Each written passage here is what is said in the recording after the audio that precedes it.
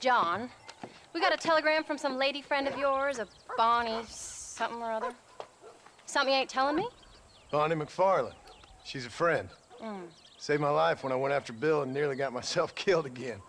Oh, and now you two's in the habit of sending each other letters. How very nice.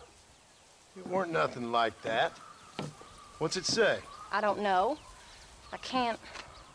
Well, you know I can't read. Give it here. You read that thing out loud? I ain't hiding nothing. Dear Mr. Marston, stop. Need corn sacks. Stop. Emergency.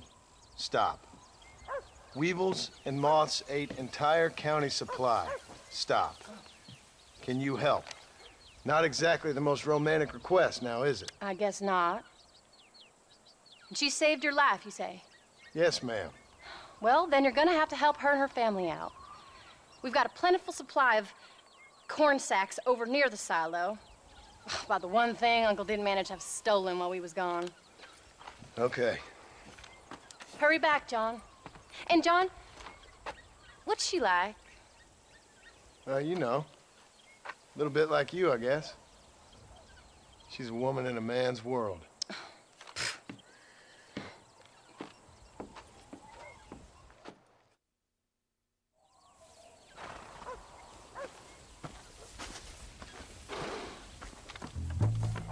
John, wait! I changed my mind. I'm coming with you. What are you waiting for? We better hurry.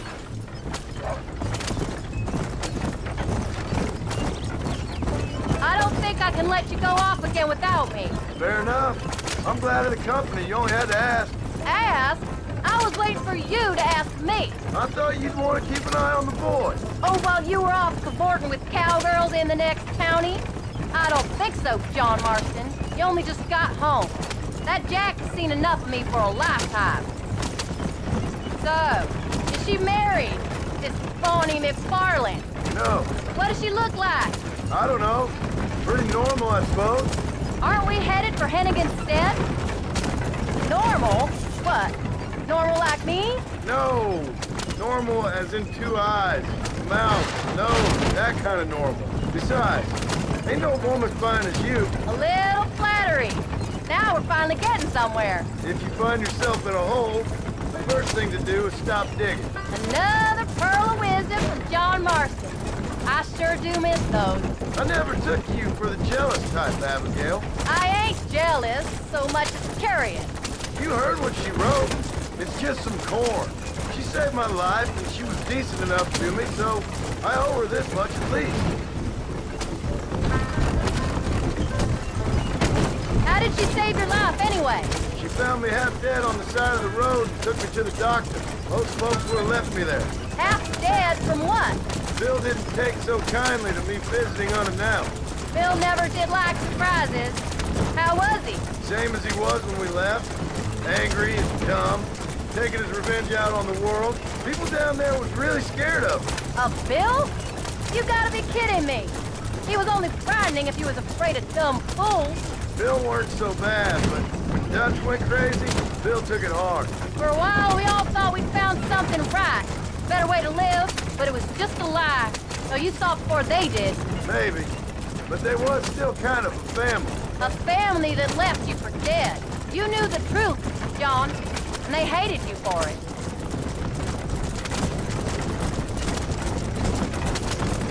Where did they take you? Who? Those government bastards. Where did they hold you and Jack? I ain't sure. They kept their eyes covered there and back. Can't have been too far from here, though. They treat you right? It ain't the first time I've had a gun to my head, John. You're forgetting your marriage proposal. Very fun. No, they learned pretty quick what would happen if they laid a finger on me. Sons of bitches. It wasn't them or being there. I didn't care about that. I've been in far worse situations.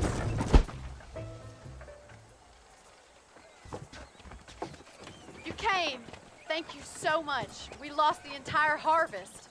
Miss McFarland, I'd like you to meet my wife, Abigail. Oh, ain't you quite the gentleman all of a sudden? It's a pleasure to meet you, Mrs. Marston. Likewise. Thank Thank you for saving my husband's life. And for teaching the miserable goat some manners, among other things. I didn't teach him anything. I know better than to try to change a man. You should meet my father.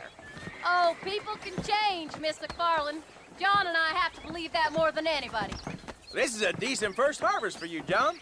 You should be proud. That's good land you got there. How are you feeling, Mrs. Marston? From what your husband told me, it must have been awful for you. I've been through worse, and I knew he'd be back before too long. He can't cook a meal to save his life.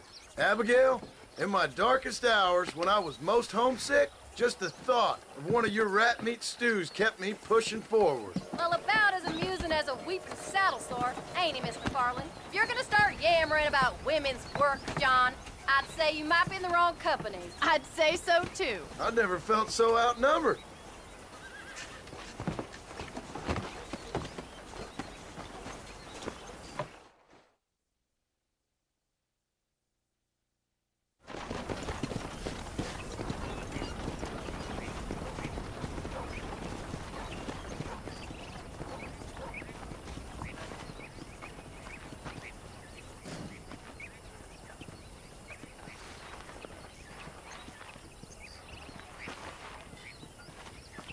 Ma'am?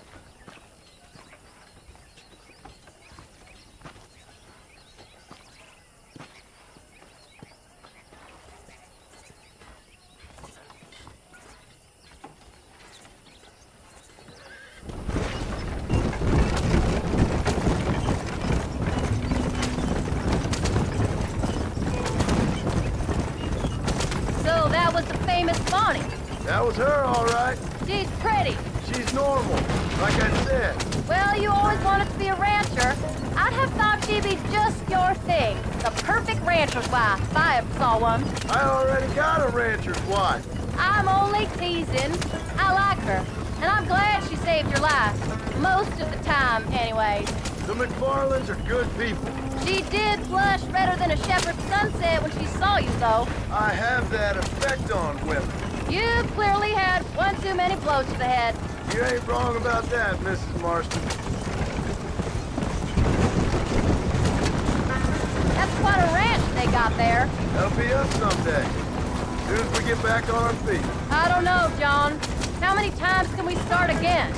An outlaw and a working girl. We ain't exactly farmers. We are now. Forget that life.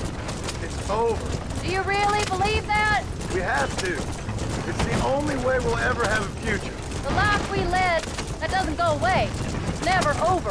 You think those government men are just gonna leave us alone now? The old gang's dead. I did what they asked. And that's it? A life of crime forgiven? We're back together, ain't we? Until they decide you owe them something else. Sometimes I think I was the stupid one for believing I could get out. Maybe Dutch, Bill, and Javier were just being honest with themselves. You ain't perfect, John, and I sure ain't. But you're better than they are, than they were.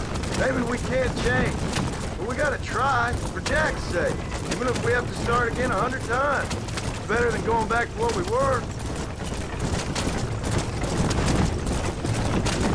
How's Jack doing? Angry, upset. He's been through a lot. I hope he's gonna be all right. It's gonna take time. For a while, his world was safe, normal even. Then it got turned upside down again.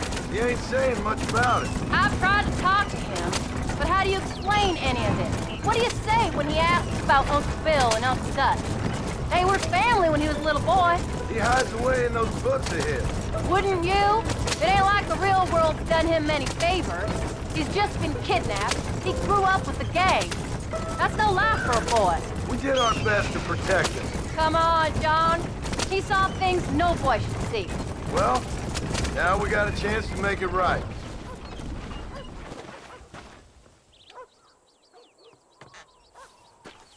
We did good today, John. I guess I better go fix us something to eat.